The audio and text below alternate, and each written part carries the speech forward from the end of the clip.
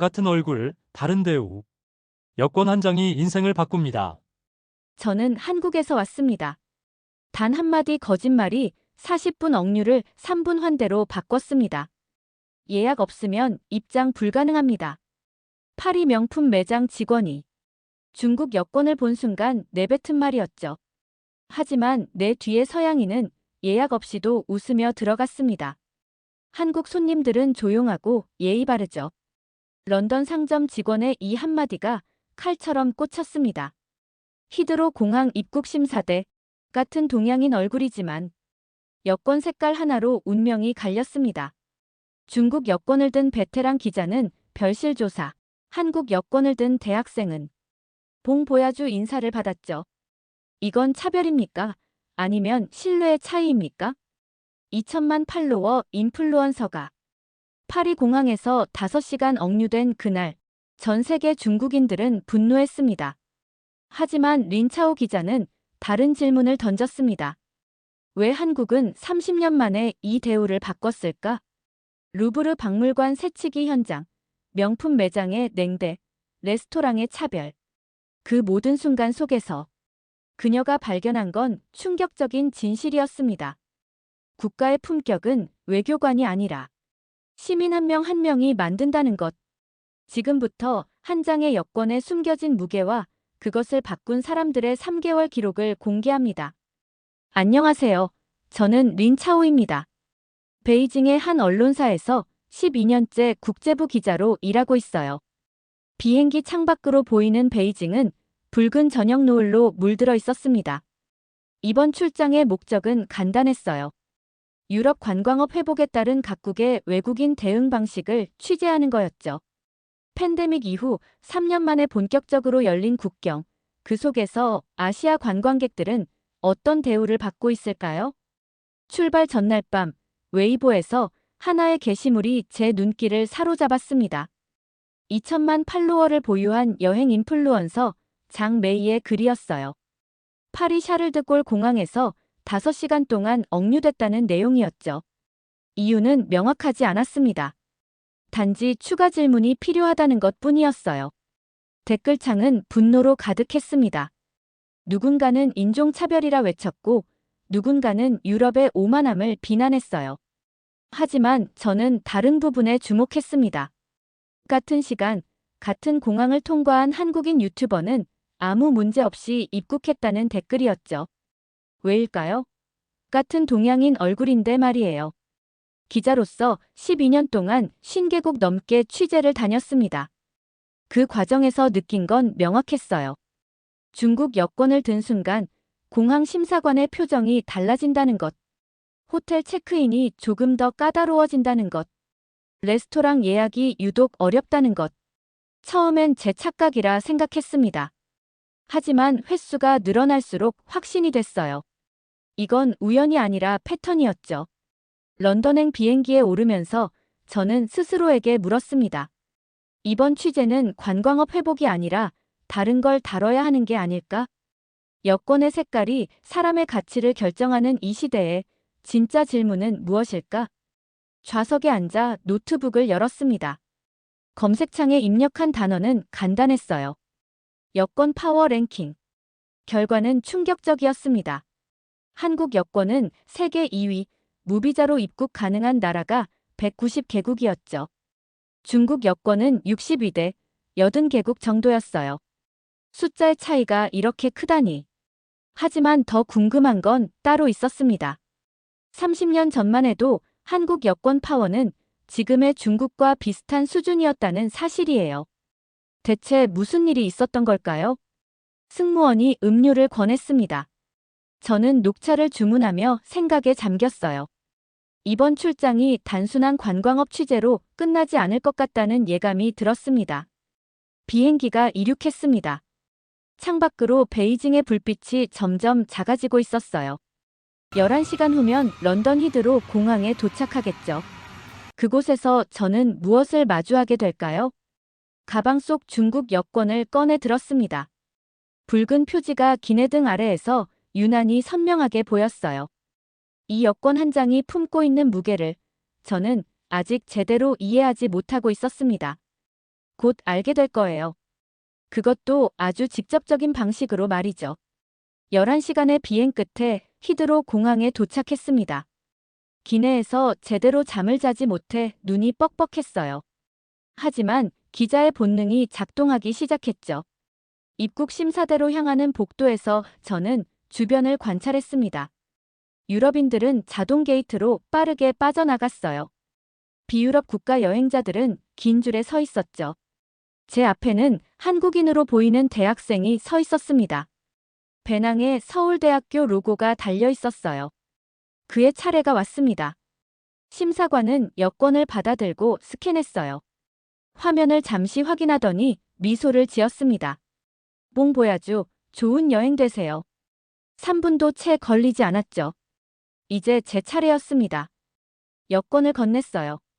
심사관은 중년의 남성이었습니다. 그는 여권 표지를 보는 순간 표정이 굳었어요. 미세한 변화였지만 저는 놓치지 않았습니다. 여행 목적이 뭡니까? 취재입니다. 저는 기자예요. 어느 매체입니까? 베이징 데일리 국제부입니다. 그는 여권을 오래 들여다봤어요. 평소보다 훨씬 오래 말이죠. 그러더니 옆에 있던 여성 직원을 불렀습니다. 두 사람이 뭔가를 속삭였어요. 잠시만 기다려주세요. 무슨 문제라도 있나요? 절차상 추가 확인이 필요합니다. 별실로 안내됐습니다. 작은 방이었어요. 플라스틱 의자 4개와 테이블 하나. 벽에는 여러 나라 언어로 쓰인 안내문이 붙어 있었죠. 저는 그곳에서 40분을 기다렸습니다. 창밖으로 입국 심사대가 보였어요. 사람들이 계속 통과하고 있었습니다. 아까 제 앞에 섰던 한국 학생은 이미 짐을 찾아 공항을 나갔겠죠. 저는 여전히 이곳에 앉아 있었습니다. 다른 직원이 들어왔습니다. 그는 더 많은 질문을 던졌어요. 런던에 아는 사람이 있냐? 어디에 묵을 거냐? 취재 일정은 어떻게 되냐? 하나하나 답했습니다. 침착하게, 정확하게 말이에요. 기자로서 저는 이런 상황에 익숙했습니다. 냉정함을 유지하는 건 어렵지 않았어요. 하지만 한 인간으로서는 달랐죠. 가슴 한구석이 조여왔습니다. 왜일까요? 저는 아무 잘못도 하지 않았어요. 정식 기자증을 갖고 있고 호텔 예약 확인서도 있었습니다. 하지만 그 모든 건 중요하지 않았어요. 중요한 건 제 손에 든 여권의 색깔이었죠. 결국 통과했습니다. 직원은 사과 한마디 없이 여권을 돌려줬어요. 별실을 나서며 시계를 봤습니다. 정확히 42분이 지나 있었죠. 짐을 찾으러 가는 길, 저는 화장실 거울 앞에 섰습니다. 피곤한 얼굴이 비쳤어요. 하지만 표정 관리는 완벽했습니다. 기자니까요. 그런데 혼자 있으니 다르더군요. 거울 속 제 눈빛이 흔들리고 있었어요. 이건 분노일까요? 아니면 굴욕감일까요? 저는 정확히 알 수 없었습니다. 12년 동안 50개국을 다니며 숱한 상황을 겪었어요. 전쟁터도 가봤고 위험한 취재 현장도 많았죠. 하지만 이렇게 무력감을 느낀 적은 없었습니다. 가장 안전해야 할 공항에서, 가장 기본적인 입국 절차에서 저는 제 국적 때문에 의심받았어요. 핸드폰을 꺼냈습니다. 웨이보에는 여전히 장 메이의 게시물에 댓글이 달리고 있었어요. 5,000개가 넘었습니다. 모두가 분노하고 있었죠. 하지만 저는 이제 다른 감정을 느꼈어요. 분노보다는 부끄러움에 가까운 것. 왜 우리는 이런 대우를 받아야 할까? 정말 이건 부당한 차별일까? 아니면 우리가 쌓아온 이미지의 결과일까? 택시를 탔습니다. 기사에게 호텔 주소를 알려줬어요. 창밖으로 런던의 거리가 펼쳐졌습니다. 낯선 도시, 낯선 시선. 저는 이제 알 것 같았어요. 이번 취재는 예상했던 것과 완전히 다른 방향으로 흘러갈 거라는 걸 말이죠. 호텔에서 하루를 쉬고 본격적인 취재를 시작했습니다. 런던 중심가 코벤트 가든, 관광객으로 붐비는 이곳이 첫 번째 목적지였어요. 원래 계획은 간단했습니다. 팬데믹 이후 회복된 관광업 현황을 취재하고 각국 관광객 대응 방식을 인터뷰하는 거였죠. 하지만 공항에서의 경험 이후 제 질문은 조금 달라졌어요. 기념품 가게에 들어갔습니다. 런던 버스 모형과 빅벤 열쇠고리가 가득한 작은 상점이었어요. 점원은 30대 중반의 영국 남성이었습니다. 저는 기자증을 보여주며 인터뷰를 요청했죠. 그는 흔쾌히 응했어요. 관광업 회복에 대한 이야기를 나누다가 저는 조심스럽게 질문을 바꿨습니다. 요즘 어느 나라 관광객이 가장 많이 오나요? 중국이 압도적이죠. 숫자로만 보면 말이에요. 그는 잠시 망설이더니 덧붙였습니다. 하지만 솔직히 말하면 좀 힘들어요. 어떤 점이요? 시끄럽고 계산할 때 흥정이 많아요. 가격표가 있는데도 깎아달라고 하죠. 물건을 막 만지고 사진만 찍고 안 사는 경우도 많고요. 그의 목소리에는 불평이 아닌 피로가 묻어났어요. 저는 노트에 메모하면서 물었습니다. 다른 나라 관광객은 어때요? 한국 손님들은 완전히 달라요. 조용하고 예의 바르죠. 살 거 정확히 골라서 계산하고 감사합니다 인사도 하고요. 일본 손님들도 비슷해요. 그 말이 칼처럼 꽂혔습니다. 그는 악의가 없었어요. 차별하려는 의도도 없었죠. 그저 자신의 경험을 말했을 뿐이었습니다. 기자 수첩을 덮으며 저는 스스로에게 물었어요. 언제부터 우리는 이런 인식의 대상이 되었을까? 다음 장소는 카페였습니다. 피카딜리 서커스 근처의 유명한 곳이었어요. 자리를 잡고 앉아 주변을 관찰했습니다. 한쪽 테이블에서는 중국어가 들렸어요. 5명 정도의 관광객이었습니다. 목소리가 컸죠. 주변 테이블 사람들이 힐끗힐끗 쳐다봤어요. 하지만 그들은 전혀 개의치 않았습니다. 반대편에는 한국인 커플이 앉아 있었어요. 조용히 대화를 나누고 커피를 마셨습니다. 그들이 일어날 때 의자를 제자리에 밀어넣는 모습이 보였죠. 저는 라떼를 홀짝이며 생각했습니다. 이건 개인의 문제일까? 아니면 집단의 문제일까? 저 중국인 관광객들이 나쁜 사람들일까요? 아니에요. 그들은 그저 자신들의 방식대로 행동하고 있을 뿐이었습니다. 하지만 문제는 그 방식이 이곳의 기준과 맞지 않는다는 거였죠. 오후에는 옥스퍼드 스트리트로 갔습니다. 쇼핑의 중심지였어요. 한 백화점 직원과 대화할 기회가 있었습니다. 아시아 손님들 많이 오시죠? 네, 특히 중국 관광객들이요. 하지만 코로나 이전만큼은 아니에요. 불편한 점은 없나요? 글쎄요. 종종 환불 요청이 많고 목소리가 큰 경우가 있죠. 하지만 이해는 해요. 문화 차이니까요. 한국 손님들은요? 그들은 정말 좋아요. 정중하고 문제를 일으키는 경우가 거의 없어요. 직원들 사이에서도 평이 좋죠. 또다시 같은 패턴이었습니다. 중국인에 대한 피로감, 한국인에 대한 호감. 이건 우연이 아니었어요. 저녁이 되어 호텔로 돌아왔습니다. 노트북을 열고 오늘 취재한 내용을 정리했어요. 하지만 기사를 쓸 수가 없었습니다. 이걸 어떻게 써야 할까요? 중국 관광객이 유럽에서 환영받지 못한다. 한국 관광객은 모범적이다.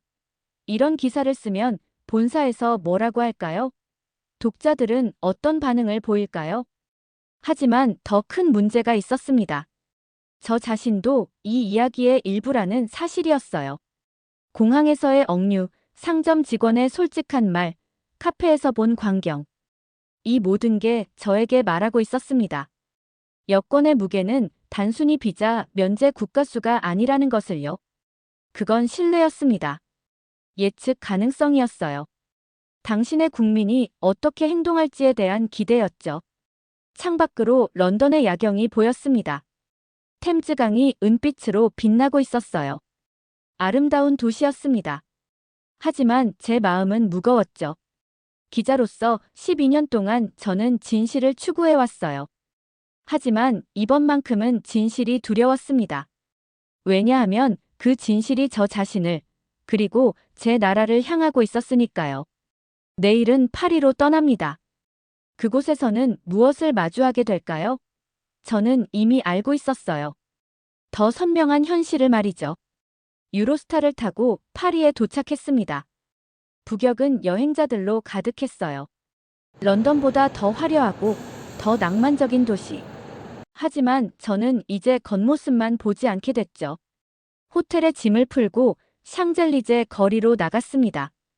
명품 브랜드 매장들이 늘어선 곳이었어요. 취재 명목으로 몇 곳을 방문할 계획이었습니다. 첫 번째 매장은 유명한 프랑스 명품 브랜드였어요. 입구에 경비원이 서 있었습니다. 저는 자연스럽게 문을 열려고 했죠. 예약하셨나요? 아니요. 그냥 둘러보려고요. 죄송합니다. 예약 없이는 입장이 불가능합니다. 예약이 필요한가요? 매장인데요. 네, 저희 정책입니다. 그는 공손했지만 단호했어요. 저는 물러섰습니다.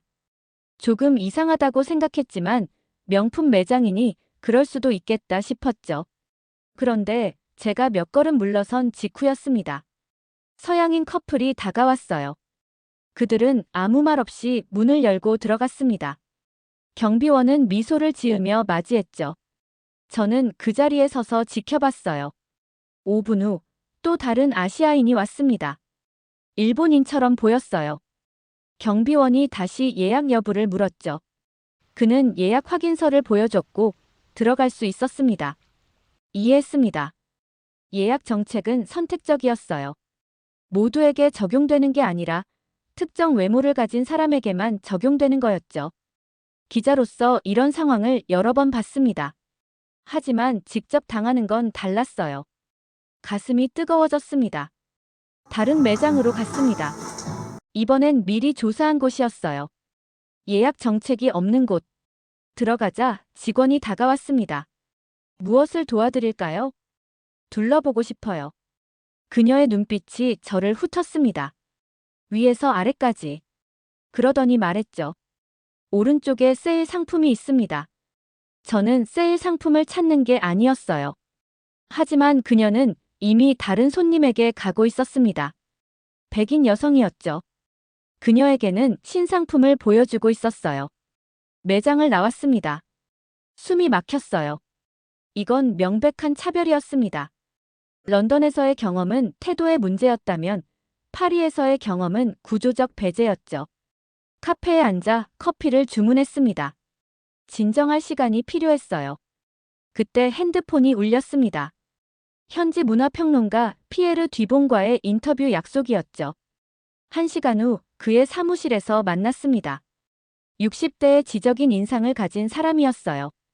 저는 오늘 겪은 일을 솔직하게 말했습니다. 놀랍지 않네요.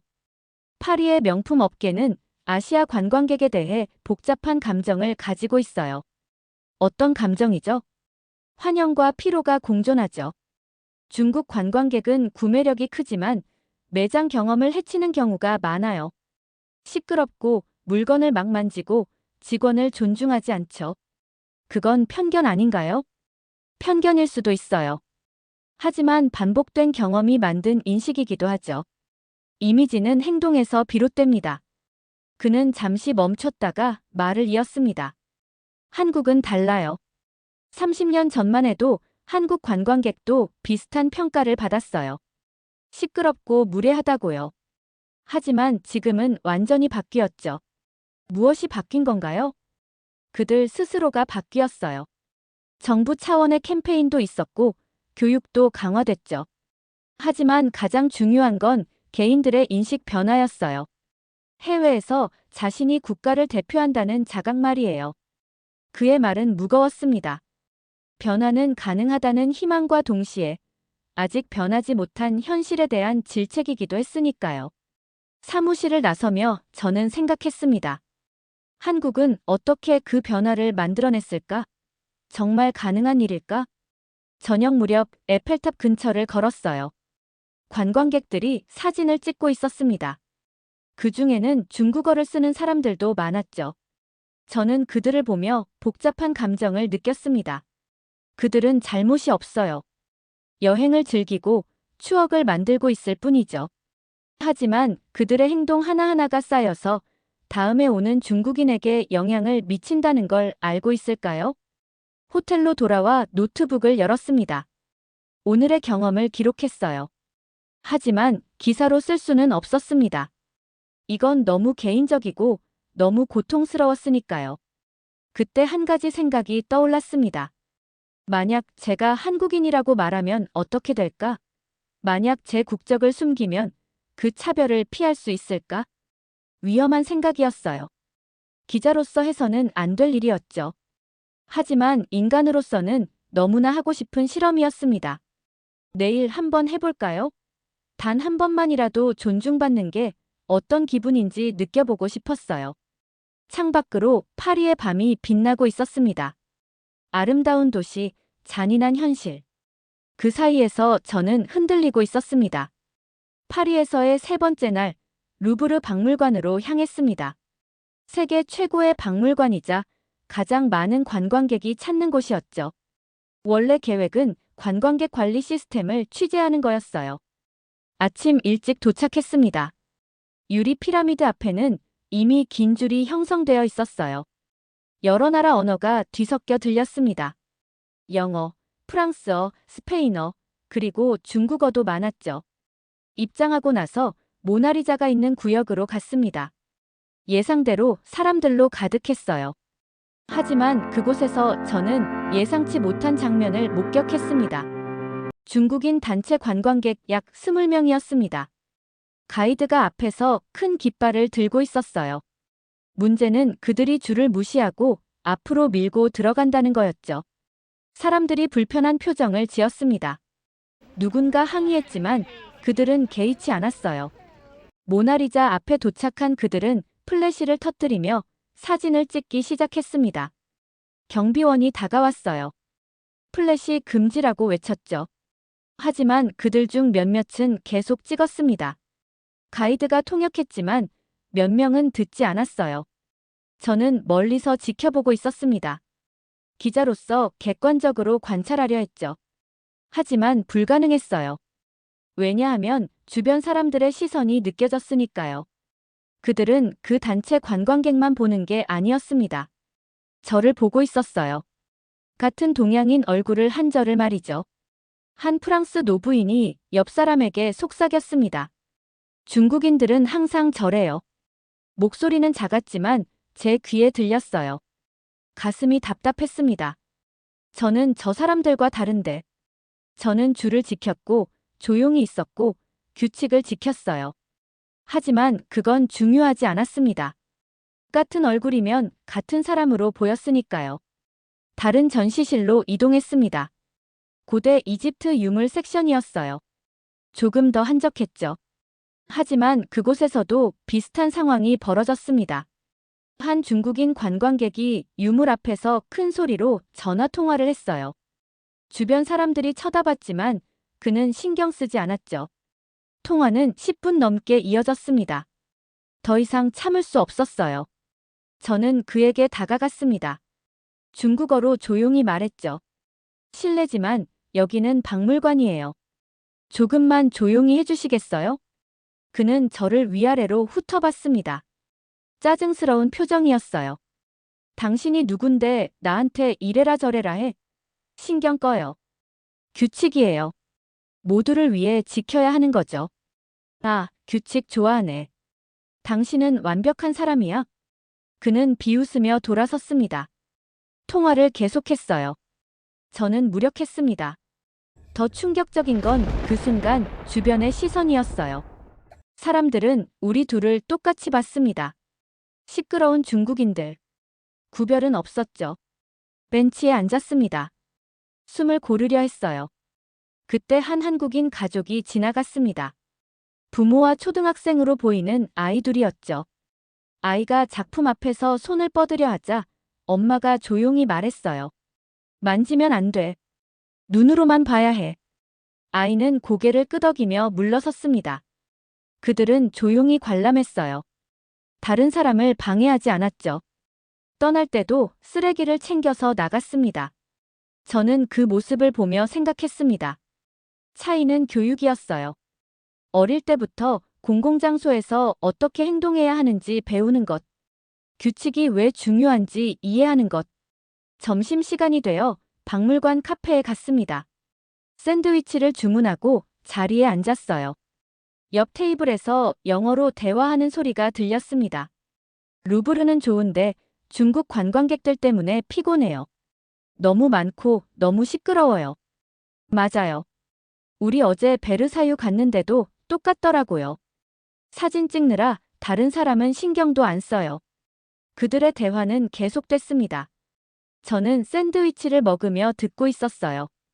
반박하고 싶었지만 할 수 없었습니다. 왜냐하면 그들 말이 틀리지 않았으니까요.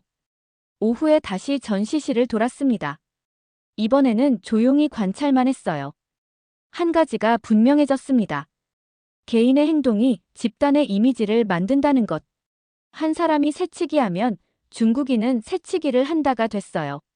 한 사람이 시끄럽게 통화하면 중국인은 시끄럽다가 됐죠. 공정하지 않았습니다. 하지만 이게 현실이었어요. 박물관을 나서며 저는 무거운 마음이었습니다.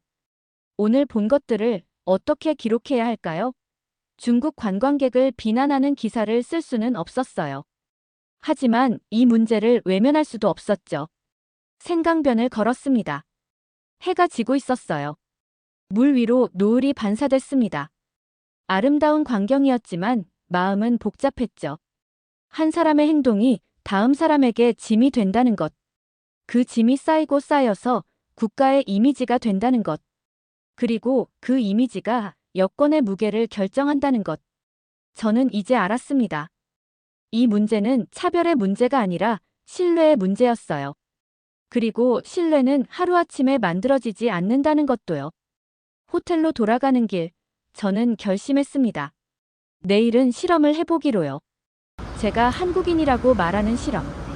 그 결과가 어떻게 나올지 두려웠지만 알아야 했어요. 여권의 무게를 정확히 재기 위해서 말이죠. 파리에서의 넷째 날 아침, 거울 앞에 섰습니다. 오늘은 실험하는 날이에요. 위험한 실험이었죠. 기자로서 해서는 안 될 일이었지만 인간으로서는 너무나 궁금했습니다. 한국인이라고 말하면 정말 달라질까요? 점심 예약을 위해 생제르맹 대 프레의 유명 레스토랑에 전화했습니다. 전날 중국 여권을 보여주고 예약을 시도했을 때는 2주 후에나 자리가 있다는 답변을 들었어요. 이번에는 다르게 말했습니다. 영어로 자신 있게 말했죠. 예약하고 싶습니다. 이름은 김민지예요. 한국에서 왔어요. 잠시만요. 오늘 저녁 8시 괜찮으세요? 네, 좋아요. 2명이시죠? 알겠습니다. 김님, 기다리겠습니다. 전화를 끊고 저는 한동안 멍하니 있었습니다. 똑같은 레스토랑, 똑같은 요일인데 단 하나만 달랐어요. 제가 말한 국적이었죠. 저녁 8시, 레스토랑에 도착했습니다. 입구에서 예약 이름을 말했어요. 직원의 얼굴에 미소가 번졌습니다. 김님, 환영합니다. 이쪽으로 오세요. 안내받은 자리는 창가였어요. 생강이 보이는 좋은 위치였죠. 메뉴판을 건네받으며 직원이 물었습니다. 한국에서 오셨어요?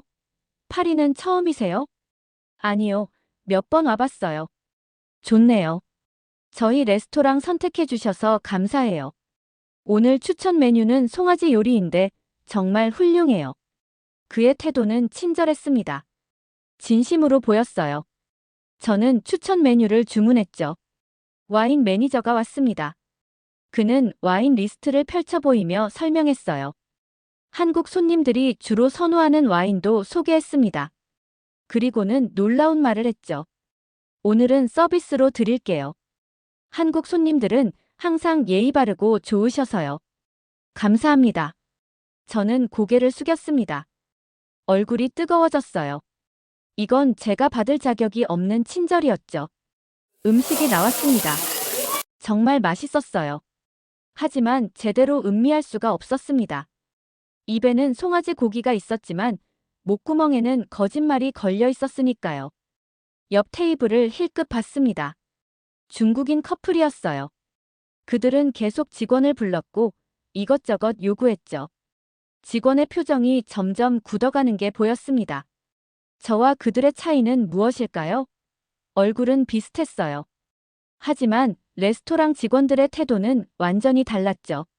저는 환대를 받았고 그들은 참아지고 있었습니다. 디저트가 나왔습니다. 마카롱과 함께 작은 카드가 있었어요. 한국어로 감사합니다라고 쓰여 있었죠. 레스토랑이 준비한 작은 배려였습니다. 그 순간 눈물이 날 뻔했어요. 이건 너무 잔인했습니다. 단 한마디 거짓말로 얻은 존중. 제 진짜 국적으로는 결코 받을 수 없었던 따뜻함. 계산을 하러 갔습니다. 직원이 카드를 받으며 말했어요. 다음에 또 오세요. 한국 손님들은 언제나 환영이에요. 네, 감사합니다. 저는 웃으며 대답했습니다. 하지만 그 미소 뒤에 제 양심은 무너지고 있었죠. 레스토랑을 나와 생강변을 걸었습니다. 밤 공기가 차가웠어요. 하지만 제 얼굴은 여전히 뜨거웠습니다. 기자로서 12년을 살았어요. 진실을 추구했고 거짓을 비판했죠. 하지만 오늘 저는 거짓말쟁이가 됐습니다. 더 나은 대우를 받기 위해 제 정체성을 숨겼어요. 가장 비겁한 건 그게 너무 쉬웠다는 거예요. 단 한 문장이면 됐습니다. 저는 한국에서 왔어요. 그 한 문장으로 모든 게 바뀌었죠. 벤치에 앉았습니다. 에펠탑이 반짝이고 있었어요.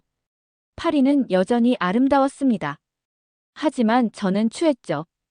핸드폰을 꺼냈습니다. 오늘의 경험을 메모하려 했어요. 하지만 손가락이 움직이지 않았습니다. 이걸 어떻게 써야 할까요? 중국인으로는 거부당하고 한국인으로 속이면 환영받는다. 이게 제가 찾던 진실인가요? 이게 제가 취재하려던 내용인가요? 더 깊은 질문이 떠올랐습니다. 만약 제가 계속 한국인이라고 속인다면, 여행하는 내내, 아니 앞으로 해외에 나갈 때마다 그렇게 한다면, 달콤한 유혹이었어요. 존중받고 환대받고 차별당하지 않는 삶. 단 한마디만 바꾸면 가능한 일이었죠. 하지만 그건 제가 아니었습니다. 저는 린차오예요. 베이징 출신의 기자. 중국 여권을 가진 사람. 그게 제 정체성이었죠. 1시간 정도 그렇게 앉아 있었습니다. 지나가는 사람들을 봤어요. 연인들, 가족들, 친구들. 모두가 행복해 보였습니다. 저도 행복하고 싶었어요. 하지만 거짓 위에 세운 행복은 진짜가 아니었죠. 일어나서 호텔로 돌아갔습니다. 방에 들어가 거울을 봤어요. 거울 속 제 얼굴은 여전히 같았습니다. 하지만 뭔가 달라진 것 같았어요. 노트북을 열었습니다. 오늘의 경험을 기록하기 시작했죠. 레스토랑에서의 환대, 와인 서비스, 한국어 카드. 그리고 그 모든 것이 거짓 위에 있었다는 사실. 마지막 문장을 쓰며 저는 깨달았습니다. 이 취재는 더 이상 관광업에 관한 것이 아니었어요. 이건 정체성에 관한 이야기였습니다. 여권의 무게에 관한 이야기였죠. 그리고 그 무게를 바꾸는 건 거짓말이 아니라 진실된 변화라는 것도요. 파리에서의 마지막 날, 베르사유 궁전으로 향했습니다. 관광객으로 붐비는 곳이었지만 마음을 정리하고 싶었어요. 지난 며칠간의 경험이 너무 무겁게 쌓여 있었죠. 궁전 정원을 걷고 있었습니다. 분수대 앞에서 한 젊은 여성이 사진을 찍고 있었어요. 한국인처럼 보였습니다. 그녀는 혼자였고 조용히 주변을 감상하고 있었죠. 잠시 후 그녀가 벤치에 앉았습니다. 우연히 제 옆자리였어요. 저는 말을 걸었습니다. 한국에서 오셨어요? 네, 맞아요. 어떻게 아셨어요? 제가 여행 관련 일을 하거든요. 한국 분들 많이 뵙죠. 그녀는 미소 지었습니다. 민지라고 자신을 소개했어요. 서울에서 온 회사원이었고 휴가로 유럽 여행 중이라고 했죠. 저도 자신을 소개했습니다. 기자라고 말했어요. 중국에서 왔다고도 말했죠. 민지는 놀라지 않았습니다. 자연스럽게 받아들였어요. 중국 기자시군요. 어떤 기사 쓰세요? 원래는 관광업 회복에 대해 쓰려고 했어요. 하지만 지금은 다른 걸 쓰게 될 것 같네요. 무엇을요? 여권의 무게요. 민지는 고개를 끄덕였습니다. 알겠다는 표정이었어요. 그녀는 잠시 생각하더니 말했습니다. 힘드셨겠어요. 유럽에서 중국 여권으로 여행하는 건 쉽지 않죠. 경험해 보셨어요? 직접은 아니지만 본 적 있어요. 친구가 중국인인데 같이 여행할 때마다 차별받는 걸 봤거든요. 저는 지난 며칠간의 경험을 털어놨습니다. 공항 억류, 명품 매장 거부, 루브르에서의 시선, 그리고 레스토랑에서의 거짓말까지. 민지는 조용히 들어줬어요. 이해해요. 정말 힘들었겠어요. 한국도 예전엔 비슷했나요? 민지는 잠시 망설이다가 말했습니다. 할머니한테 들은 이야기가 있어요. 1980년대에 유럽 여행 가셨을 때래요. 그때 한국 여권은 별로였대요. 비자도 받기 어렵고 공항에서도 오래 걸렸다고. 지금은 완전히 다르잖아요. 맞아요. 하지만 그게 하루아침에 된 건 아니래요. 할머니 말씀이 예전에는 한국 관광객들도 시끄럽고 무례하다는 소리 들었대요. 저는 놀랐습니다. 피에르 평론가도 비슷한 말을 했었죠. 하지만 한국인에게 직접 듣는 건 달랐어요. 그럼 어떻게 바뀐 거예요? 교육이요. 정부에서 해외여행 예절 캠페인을 했대요. 학교에서도 가르치고요. 하지만 가장 중요한 건 개인들의 자각이었대요. 자각이요? 네. 해외에 나가면 나 혼자가 아니라 한국을 대표한다는 생각. 내 행동 하나하나가 다음 한국인에게 영향을 준다는 인식이요. 민지는 자신의 이야기도 들려줬습니다. 대학 시절 유럽 배낭여행을 갔을 때 한 호스텔 주인이 한국인이라는 이유로 환영해줬대요. 이유를 물으니 한국 여행자들은 조용하고 깨끗하게 쓴다고 했답니다. 그때 느꼈대요. 제가 받은 환대는 제 덕분이 아니라 저보다 먼저 온 수많은 한국인들이 쌓아놓은 신뢰 덕분이라는 걸요. 저는 그 말에 깊이 공감했습니다. 제가 공항에서 겪은 차별도 제 잘못이 아니었어요. 저보다 먼저 온 수많은 중국인들이 쌓아놓은 이미지 때문이었죠. 그럼 일본인인 척한 적도 있었나요? 민지는 씁쓸하게 웃었습니다. 있어요. 2000년대 초반만 해도 그랬대요. 한국보다 일본이 더 인정받던 시절이요. 우리 부모님 세대는 때로 일본인인 척했대요.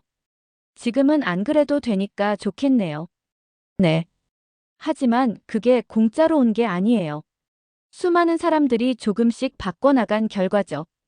우리도 바꿀 수 있을까요? 중국도요? 민지는 제 눈을 똑바로 봤습니다. 물론이죠. 시간이 걸리겠지만 가능해요. 한 사람 한 사람이 바뀌면 되니까요. 그녀의 말은 단순했지만 힘이 있었습니다. 저는 처음으로 희망을 느꼈어요. 한국은 30년 걸렸어요. 여권 파워가 올라가고 사람들의 인식이 바뀌는데 한 세대가 필요했죠. 하지만 불가능하진 않았어요. 민지와 헤어지며 저는 결심했습니다. 이 이야기를 제대로 다뤄야겠다고요.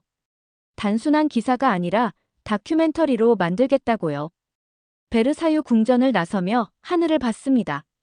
구름 사이로 햇빛이 새어나오고 있었어요. 지난 며칠간 제 마음을 짓누르던 무게가 조금 가벼워진 것 같았습니다. 변화는 가능하다. 한국이 해냈으니까요. 시간이 걸리고 노력이 필요하고 때로는 고통스럽겠지만 불가능하지 않았어요. 호텔로 돌아와 노트북을 열었습니다. 새 파일을 만들었죠. 제목은 여권의 무게였습니다. 이건 더 이상 기사가 아니었어요. 다큐멘터리 기획안이었죠. 베이징으로 돌아가면 본격적으로 시작하겠다고 다짐했습니다. 이 이야기를 많은 사람들에게 전하겠다고요. 변화는 인식에서 시작되니까요. 창밖으로 파리의 밤이 펼쳐졌습니다. 아름다운 도시, 잔인했던 현실 하지만 이제는 희망도 보이는 곳. 저는 그 모든 걸 카메라에 담을 준비가 됐습니다. 여권의 무게를 바꾸는 여정이 이제 시작되는 거예요. 3개월이 흘렀습니다. 베이징으로 돌아가 다큐멘터리 제작에 몰두했어요. 유럽에서 겪은 경험들을 정리하고 추가 취재를 진행했죠. 한국의 변화 과정을 연구하고 전문가들을 인터뷰했습니다. 다큐멘터리 제목은 여권의 무게로 정했어요. 30분짜리 짧은 작품이었지만 제 모든 걸 쏟아부었습니다. 공항에서의 억류, 명품 매장에서의 거부, 루브르에서의 시선, 그리고 레스토랑에서의 거짓말까지. 부끄러운 순간들도 모두 담았죠. 가장 중요했던 건 민지와의 대화였습니다. 한국이 어떻게 30년 만에 여권 파워 2위까지 올라갔는지, 그 변화의 핵심이 무엇이었는지. 정부 정책도 중요했지만 결국 개인들의 인식 변화가 핵심이었다는 것. 다큐멘터리는 온라인에 공개했습니다. 반응은 예상보다 훨씬 컸어요. 처음 며칠간 조회수 10만, 일주일 후 100만, 한 달이 지나자 500만을 넘었습니다. 댓글창은 뜨거웠어요. 분노하는 사람들도 있었고, 부끄러워하는 사람들도 있었죠. 하지만 가장 많았던 반응은 공감이었습니다. 많은 사람들이 비슷한 경험을 했다고 말했어요. 그중 한 댓글이 제 눈길을 끌었습니다. 변화는 가능합니다. 한국이 증명했으니까요. 우리도 할 수 있어요. 한 사람씩 천천히. 그 댓글을 보며 저는 다시 유럽으로 가야겠다고 생각했습니다. 변화를 확인하러 가는 게 아니었어요. 제 자신이 변했는지 확인하러 가는 거였죠. 런던행 비행기에 올랐습니다. 3개월 전과 똑같은 항로였어요. 하지만 제 마음은 달랐습니다. 두려움보다는 기대가 컸죠. 11시간의 비행 끝에 히드로 공항에 도착했습니다. 입국 심사대로 향하는 복도를 걸으며 저는 긴장했어요. 다시 40분을 기다려야 할까요? 또다시 별실로 끌려갈까요? 제 차례가 왔습니다. 여권을 건넸어요. 심사관은 중년의 여성이었습니다. 그녀는 여권을 스캔하고 화면을 봤죠. 여행 목적이 뭐예요? 취재입니다. 무슨 취재인데요? 3개월 전에 다큐멘터리를 만들었어요. 여권의 무게에 관한 거요. 이번엔 후속 작업이에요. 그녀는 잠시 저를 봤습니다. 그러더니 미소 지었어요. 당신, 그거 만든 사람 맞죠? 봤어요. 정말 좋았어요. 저는 놀라서 말을 잊었습니다. 심사관이 제 다큐멘터리를 봤다고요? 감사합니다. 용기 있는 작품이었어요. 변화가 필요하다는 걸 솔직하게 보여줬죠. 환영합니다. 린차오 씨. 그녀는 여권을 돌려주며 덧붙였습니다. 좋은 취재 되세요. 당신 같은 기자가 더 필요해요. 3분도 걸리지 않았습니다. 별실도 없었고 추가 질문도 없었어요. 그저 환영이 있었죠. 짐을 찾으며 저는 눈물이 날 뻔했습니다. 이건 특별 대우가 아니었어요. 제가 한국인이라고 거짓말했기 때문도 아니었죠. 저는 중국 기자 린차오로서 환영받은 거예요. 택시를 타고 시내로 가는 길, 창밖 풍경이 3개월 전과 똑같았습니다. 하지만 제가 보는 눈은 달랐어요. 그날 저녁 코벤트 가든의 그 기념품 가게를 다시 찾았습니다. 같은 점원이 있었어요. 그는 저를 알아봤습니다. 다시 오셨네요. 다큐멘터리 봤어요. 훌륭했어요. 감사합니다. 솔직히 제가 했던 말들이 좀 부끄러웠어요. 하지만 당신이 그걸 있는 그대로 보여줘서 고마워요. 변화는 불편한 진실을 마주할 때 시작되니까요. 그의 말에 저는 고개를 끄덕였습니다. 맞아요. 변화는 불편함에서 시작되는 거였죠. 며칠간 런던과 파리를 다시 다녔습니다. 3개월 전에 갔던 곳들을 재방문했어요. 모든 게 똑같았지만 저는 달랐습니다. 더 이상 부끄러워하지 않았어요. 제 여권을 숨기지도 않았죠. 당당하게 중국에서 온 기자라고 말했습니다. 물론 여전히 차별은 있었어요. 어떤 곳에서는 냉대를 받았고 어떤 곳에서는 의심받았죠. 하지만 그게 제 전부를 정의하지는 않았습니다. 제가 만난 민지에게 연락했습니다. 그녀는 서울에 있었지만 영상통화로 만났어요. 다큐멘터리 정말 잘 봤어요. 용기 내줘서 고마워요. 당신 덕분이에요. 희망을 보여줘서요. 이제 어떻게 할 거예요? 계속 이야기를 전할 거예요. 변화는 하루아침에 오지 않지만 포기하지 않으면 언젠가 온다는 걸요. 통화를 끝내고 호텔방에 앉아 생각했습니다. 여권의 무게는 무엇일까요? 3개월 전에는 차별의 무게라고 생각했어요. 견뎌야 하는 짐이라고요. 하지만 이제는 알았습니다. 여권의 무게는 신뢰의 총합이에요. 한 국가의 시민들이 쌓아온 행동의 결과죠. 그리고 그건 바꿀 수 있는 거예요. 한국이 30년 걸렸다면 중국은 얼마나 걸릴까요? 40년, 50년, 아무도 모릅니다. 하지만 중요한 건 시작하는 거예요. 노트북을 열고 새 프로젝트를 시작했습니다. 제목은 무게를 바꾸는 사람들이었어요. 해외에서 모범적으로 행동하는 중국인들의 이야기를 담을 거였죠. 변화를 만들어가는 평범한 사람들 말이에요. 창밖으로 런던의 밤이 보였습니다. 템즈강이 은빛으로 빛나고 있었어요. 3개월 전 이 풍경을 보며 무거웠던 마음이 이제는 가벼웠습니다. 카메라를 들고 거울 앞에 섰습니다. 기록을 남기기 위해서였어요. 국가의 평판은 외교가 아니라 우리 일상의 예절에서 시작됩니다. 한 사람의 용기, 한 사회의 예의, 한 민족의 태도가 여권의 무게를 결정하죠. 저는 이제 압니다. 그 무게는 바꿀 수 있다는 걸요. 한 사람씩, 하나씩, 천천히. 카메라를 끄고 미소 지었습니다. 긴 여정이 될 거예요. 하지만 저는 준비가 됐습니다. 여권의 무게를 바꾸는 여정. 이제 시작입니다. 그리고 그 첫 발걸음은 바로 당신에게서 시작됩니다. 끝까지 시청해주셔서 감사합니다. 영상이 좋았다면 구독과 좋아요, 그리고 알림 설정도 잊지 마세요.